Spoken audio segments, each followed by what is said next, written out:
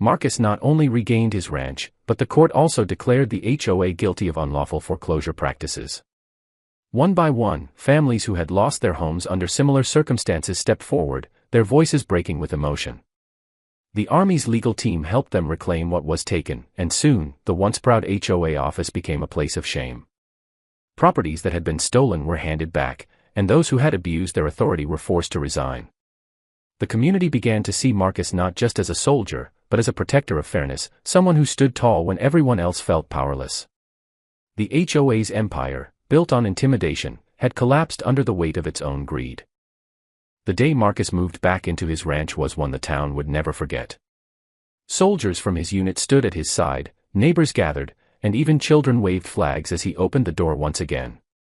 The land felt alive under his boots, like it had been waiting for him to return. The barn, the porch, the fields, all were his again, not because of paperwork, but because justice had been restored. As the sun set behind the ranch, Marcus looked out across the horizon and felt peace for the first time in years. What the HOA thought was an easy victory had turned into their downfall. And as word spread beyond the neighborhood, HOAs everywhere were warned, never underestimate the strength of a soldier fighting for his home.